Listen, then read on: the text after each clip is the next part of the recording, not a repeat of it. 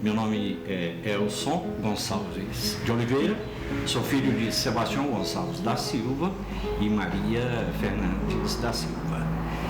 Eu nasci na zona rural, nas proximidades do então patrimônio de São Miguel, na época, né? Nasci em 1944. E aos 6 anos de idade, minha família, nós nos mudamos para o patrimônio de São Miguel. E lá foi que eu passei toda a minha infância, essa coisa, lá foi que eu me casei. Hoje sou pai de 4 filhos, né? O Vacil José de Oliveira, casado com a Patrícia, que me deu 3 netos, né? O Pablo Henrique, o Lucas e o Gabriel. E o Váber Joaquim de Oliveira, é o outro filho, casado com a Elba, que me deu também 3 filhos. A Daniela, que hoje é advogada, a Beatriz e o Váber Júnior. E a Vanusa, casada com o Sandoval, que é lá de Cristianópolis, a Elba também de Cristianópolis. E a Vanusa me deu um casal de netos, é o Wagner Neto e a Mariana. O 4º filho é um capítulo à parte. Quando eu fui prefeito a primeira vez em São Miguel do Passa Quatro, nós conhecemos, apareceu em meio à população, nos trabalhos, uma incapaz que apareceu grávida. De repente ela chegou para a ação social e grávida, e completamente incapaz. E nós fizemos o acompanhamento da gravidez dessa menina em termos, ela tinha 36 anos de idade. E ela deu à luz, havia um pessoal que queria adotar, nós catalogamos 10 casais que queriam adotar o menino, só que o menino nasceu incapaz também. E aí nós tivemos uma grande dificuldade porque nenhum dos casais relacionados quis adotar o menino. E chegou um ponto que nós decidimos adotá-lo.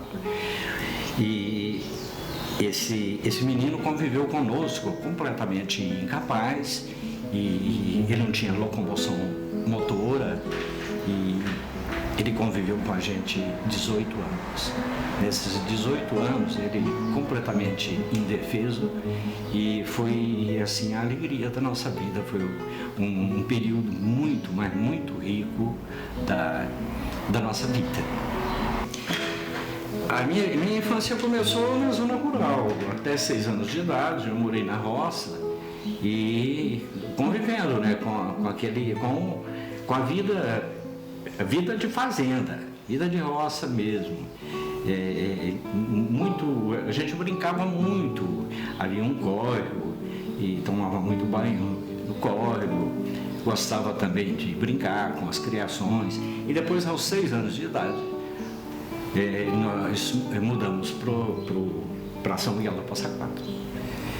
E aí eu fui para estudar, e a minha vida de infância foi toda ela ali em São Miguel do Passa Quatro. Eu cresci junto com a cidade. Quando nós fomos para lá, ali me parece que pelo ano de 1950, eu acho, ali só havia umas 50 casas residenciais, casas bem modestas mesmo, simples, e havia 2 ruas apenas, e era uma corrutelazinha mesmo. Eu cresci ali, tomando banho de rio, eu cresci matando passarinho, estudando, brincando, correndo e vendo também a cidade crescer.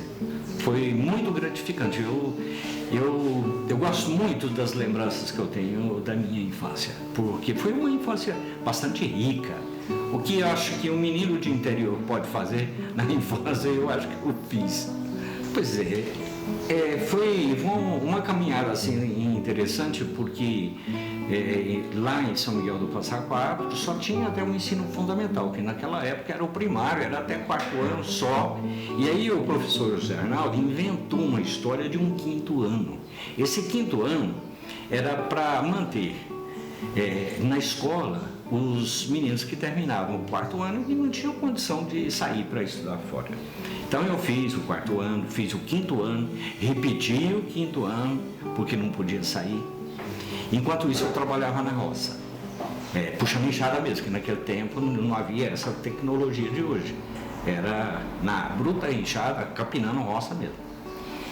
E um dia eu decidi, eu tinha um padrinho aqui, Claudimiro, e irmão da minha mãe. Ele era meu padrinho, hoje ele é falecido.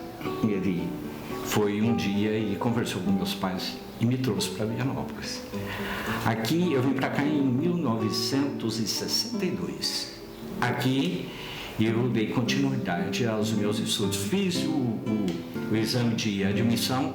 Naquele tempo era um verdadeiro vestibular para entrar para o ginásio. Eu fiz o exame de admissão aqui e fui classificado em primeiro lugar e ganhei os livros da primeira série ginasial. E aí eu comecei a estudar no ginásio aqui, fiz primeira e segunda séries aqui. Depois meu padrinho se mudou para Anápolis e eu fui com ele para Anápolis. Lá eu fiquei pouco tempo, eu estudei naquele colégio estadual José de Almeida, me parece, acho que é esse mesmo nome. Mas depois a empresa do meu tio meu padrinho entrou em crise e também havia uma problemática com meu pai sozinho para cuidar da família lá em São Miguel do Passa Quatro, e eu voltei para lá. Voltando para lá, e eu não tinha nem terminado o ginásio. Depois, estando já morando em São Miguel do Passa Quatro, meu pai conseguiu, com um grande amigo dele, o Alcides Pereira de Castro, que era vereador na época, ele conseguiu uma oportunidade para eu lecionar. Aí eu comecei a lecionar no grupo escolar lá de São Miguel do Passa Quatro. E foi na sala de aula que o José Arnaldo lecionava para terceiro e quarto ano primário. E eu lecionava para primeiro, segundo e terceiro anos. Só que logo que eu cheguei para lecionar, o José Arnaldo ficou doente. Ele ficou um mês acamado e não podia lecionar. E eu fui substituir o José Arnaldo. E foi aí, na sala de aula, que eu conheci uma menina de 12 anos, na época ela tinha 12 anos de idade, mas que me chamou muita atenção. E foi com ela que eu me casei. Aí a gente viveu, depois de casados, né? Eu me casei em 1966, eu me casei com 22 anos de idade e ela com 16. Mas naquele tempo não podia esperar muito para a idade para casar, não, tinha que casar logo. E nós vivemos em São Miguel do Passa Quatro, e eu continuei lecionando, ganhava a vida lecionando. Até que um belo dia eu recebo a visita do João de Souza Leão, que era prefeito aqui em Vianópolis. Aí o João ponderou comigo, eu já conhecia o João, gostava muito dele. Ele falou: olha, eu vim te buscar para você ir trabalhar comigo em Vianópolis. Eu falei: não, peraí, me buscar? Mas como? Mas disse: não, é o professor Orlandino Barbosa. O professor Orlandino, que foi seu professor, Orlandino foi meu professor de português e meu segundo pai. E o eu vim te buscar porque o Orlandino me indicou. Eu estou com o curso Madureza criado lá em Vianópolis. Eu não tenho uma pessoa para tomar conta desse curso Madureza. E o Orlandino disse que você dá conta, eu vim cá te buscar. Eu falei, mas eu vou ganhar o quê, João? Como é que eu vou fazer para... Eu falei, não, você leciona aqui, você leciona... Não, mas eu leciono aqui. É pelo município, lá não tem como. Eu falei, não, é o seguinte, nós vamos dar um jeito de você passar para o Estado e enquanto isso você vai trabalhar comigo na prefeitura. E aí dá para você ganhar a vida, para você poder tomar conta desse curso para mim, curso de madureza. Que hoje é o EJA, né? Hoje é o EJA, depois foi supletivo, depois foi EJA. E nesse ínterim, eu voltei a estudar e me preparar, fiz o supletivo. E enquanto eu trabalhava aqui, enquanto eu trabalhava na prefeitura com o João Leão, eu fiz o supletivo, fiz o 2º grau e achei que já estava bom. Mas o Orlandino chegou para mim e falou, não, você está pensando que está bom? Não está não, você não vai parar aqui não. Nós vamos caminhar mais um pouquinho. O Orlandino não tem dinheiro para bancar a faculdade. Ele falou, não, você vai fazer o seguinte. Você vai se preparar para prestar o vestibular na Federal, você não vai passar não. Você vai só para você ver como é que é a coisa lá na cidade grande. Você não conhece nem cidade grande. Eu falei, ok, e depois você vai prestar o vestibular em Uberlândia, você vai fazer Direito, que é o curso que você quer, curso dos seus sonhos, ele já sabia. E assim eu fiz. Prestei vestibular na Federal, em Goiânia, para Direito, não passei. Mas adquiri realmente uma baita experiência. Quando foi no ano seguinte, eu prestei vestibular em Uberlândia, porque naquele tempo você podia fazer o curso vago, né? Você ia lá de 2 em 2 meses, ficava lá uma semana assistindo aula e prestando provas. Aí foi que eu prestei vestibular na faculdade de Uberlândia e passei em 7º lugar. E foi isso para mim, falou, poxa, certo, eu estou no caminho certo, é isso mesmo que eu quero.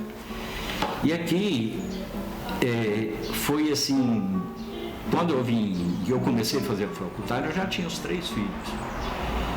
E aí muita gente foi que ajudou a gente nessa trajetória, porque era difícil para mim, quando eu ia para Uberlândia, de 2 em 2 meses, deixar a minha mulher sozinha aqui, cuidando das crianças, né? Afinal de contas, eram três crianças. Mas aí nós tínhamos... depois saiu o João Leão e veio o Creusmar. E a vida continuou da mesma forma. Então, os 2 falecidos, né? Agora, tanto o João Leão quanto o Creusmar. A eles... devo uma fineza muito grande. E foi aí que além de que eles me davam o suporte né, financeiro, mantinha o meu trabalho na prefeitura, o meu ganha-pão, eu tinha também pessoas que ajudavam muito a gente. Uma delas, que já faleceu também, foi o Monsenhor Lima. O Monsenhor Lima dava o suporte à casa. Ele cuidava, ele zelava da gente. Ele falava, não, você pode ir embora tranquilo, sossegado, sem problema. Pode deixar que a comunidade cuida da sua família. E foi assim, né, que eu fiz curso de Direito. Foi aí que eu me formei em Direito. E uma vez formado, aí eu deixei o magistério e fui realmente exercer a advocacia, que era o meu grande sonho. Pois é, havia todo aquele trabalho de emancipação de São Miguel do Passa Quatro.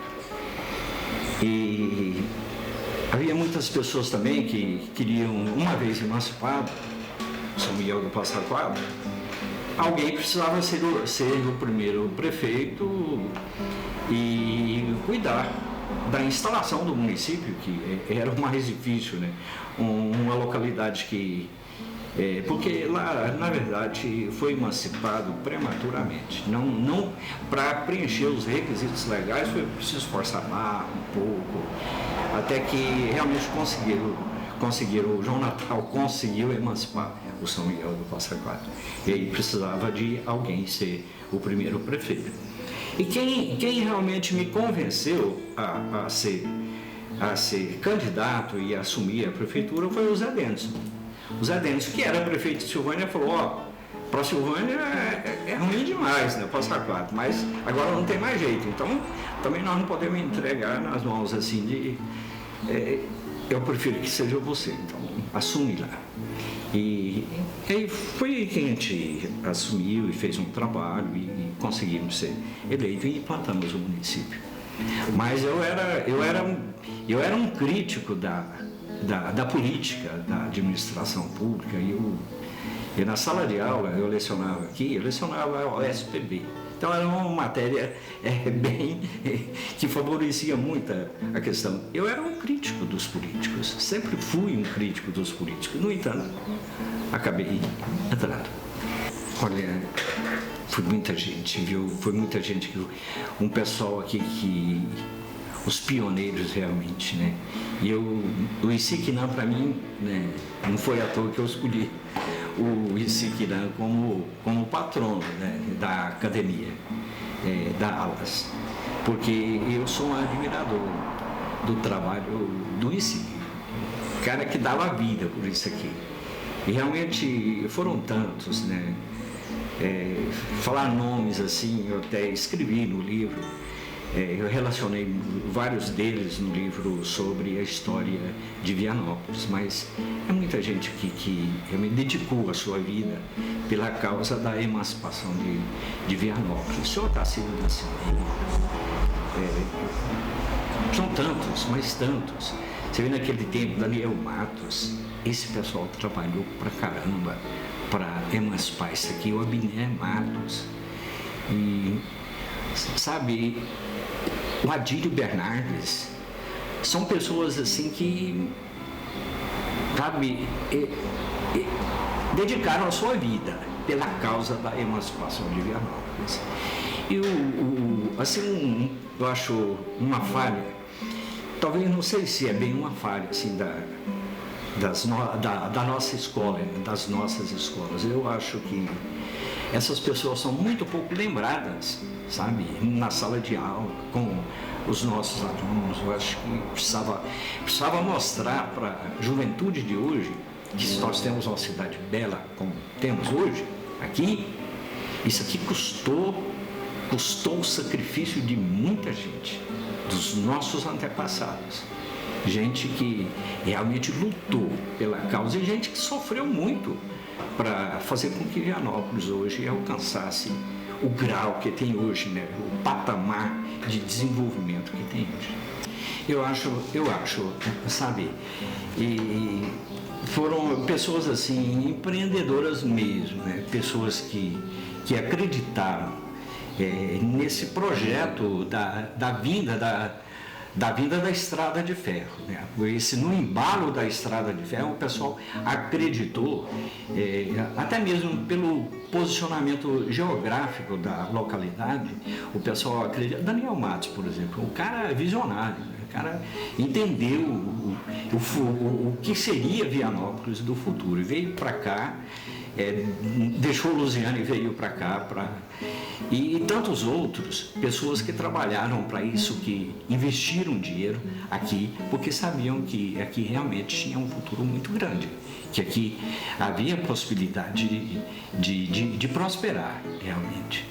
Felizmino Viana, o Felizmino Viana foi a primeira pessoa que enxergou um grande futuro aqui em Vianópolis, porque quando foi para a inauguração da estação ferroviária, ele entendeu que aqui ia virar uma grande cidade. A primeira coisa que ele fez foi realmente transformar o terreno próximo à estação ferroviária em em local urbano, em urbanizar toda uma área. Ele transformou em loteamento tudo isso aqui e começou a vender os lotes e a proclamar a vinda da estação ferroviária, o futuro que seria isso aqui. E aí o pessoal veio de longe, vinha gente de longe acreditando e trazendo mesmo investimentos para essa cidade. Quem realmente deu o primeiro grito foi o Frederico Vianópolis. Olha, primeiro a índole do povo de Vianópolis. Eu sempre vejo o povo de Vianópolis como um povo diferenciado. Realmente aqui você vê que é um povo assim, bastante hospitaleiro e um povo que acredita no trabalho, um povo que trabalha e acredita na prosperidade. Sempre foi assim, desde o começo. Nós herdamos isso dos nossos antepassados. Agora, é verdade que a política traz aqueles senões, né? Hoje um prefeito vai bem, amanhã o outro não vai. Até eu sempre dizia uma coisa: o dia que a gente tiver aqui um prefeito visionário, um pouco mais assim de responsabilidade com a coisa pública e visionário mesmo e com coragem, Vianópolis vai virar uma grande cidade. E isso começou a acontecer. E para mim começou a acontecer com o João de Souza Leão, que é o que eu conheci mais próximo também. Porque o João, apesar de semi-analfabeto, que o João Leão era semi-analfabeto, mas é um cara que é o seguinte: ele revolucionou a zona rural aqui de Vianópolis. Pra você ter ideia, quem trouxe a eletrificação rural para Vianópolis foi o João Leão. Isso, naquela época foi um grande feito, porque a partir daí foi que a nossa zona rural começou a produzir de verdade. E depois, outro ponto bastante que chamou muita atenção assim e puxou o progresso de Vianópolis foi realmente a construção dessa GO. Porque com a construção dessa GO aqui, e quem fez isso me parece que foi o Willis Rezende, daí para frente o pessoal do sul começou a vir, as levas de gente do sul, e começou a plantar soja. E foi a partir daí que Vianópolis teve aquele salto de progresso. E hoje, do jeito que está, e mesmo com a administração que o vice está fazendo, né, nesses 2 mandatos, eu acho que agora ninguém cerca Vianópolis mais. Então, tem uma história também em tudo isso, né? Quando nós voltamos do Passa Quatro, terminamos lá o primeiro mandato, que implantamos um município, aí eu não podia continuar no Passa Quatro, porque lá eu não tinha como exercer minha profissão de advogado. Então eu tinha que voltar, e voltei. E aqui nós trouxemos o Emanuel, que é o nosso filho por adoção. E o Emanuel, ele era uma criança que requeria assim 24 horas por dia a atenção, especialmente da mãe dele. E até então nós tínhamos uma vida social muito intensa, a gente gostava muito daquele CREV ali, a gente ajudou a construir aquele CREV, participou ativamente da construção daquele CREV, e aí nós tínhamos assim, uma frequência muito intensa nas festas que aconteciam no CREV. Só que a partir daí nós tínhamos uma responsabilidade em casa, que era essa criança, era esse menino. Eu podia até sair, porque na verdade quem cuidava dele era a Cotinha, era a minha esposa. Agora, como é que eu ia deixar a Cotinha sozinha, cuidando do nosso filho, e ia me meter, ia voltar à vida social em Vianópolis? Eu não faria isso nunca. Então eu tive que ficar em casa. A gente renunciou a todos os nossos compromissos sociais e a gente não participava mais de festa e não podia sair de casa por causa dele. E só porque ficar em casa, para mim, sem nada que fazer, era a coisa mais difícil do mundo. Eu não conseguia. Então, para mim, sempre foi a ociosidade sempre foi um mal muito grande. Eu nunca consegui uma vida ociosa de jeito nenhum. Foi aí que veio a ideia. Falei, por que não escrever, né? Escrever, vou ler, escrever. E aí comecei a ler, comecei a escrever e veio o primeiro livro, que foi a história que era o mais óbvio, que era a história de São Miguel do Passa Quatro. Eu escrevi a história de São Miguel do Passa Quatro, publiquei o livro, foi na época que ninguém aqui na região publicava livro, então foi um sucesso muito grande. Eu fiquei muito empolgado com aquilo. E logo veio o segundo, o terceiro, e criei gosto, não parei mais. Trabalho mesmo de pesquisa. Não só pesquisa material, com livros, né? com arquivo. Aqui, para escrever a história de Vianópolis, eu pesquisei muito. A Câmara tem um arsenal muito bom e também a paróquia de Bonfim, paróquia de Nosso Senhor do Bonfim. Ali tem um acervo muito grande que eu usei para escrever o livro de São Miguel do Passa Quatro e de Vianópolis. Como usei também os acervos que me foram facultados, tá? Tanto da igreja para escrever o livro da história de Cristianópolis, o acervo lá da paróquia de Santa Cruz e também dos cartórios. Os cartórios têm um arsenal de informação que você não imagina. Então, mas principalmente, além de tudo isso, e principalmente, conversando com as pessoas. Porque não tem arquivo melhor do que a conversa, você explorar a experiência das pessoas. Pessoas que viveram, pessoas que tiveram uma vida toda aqui dedicada a Vianópolis, por exemplo. Gente, essa pessoa tem muito o que contar. E quando você explora tudo isso, o enriquecimento da literatura é muito grande. Eu fico assim, pensativo, né?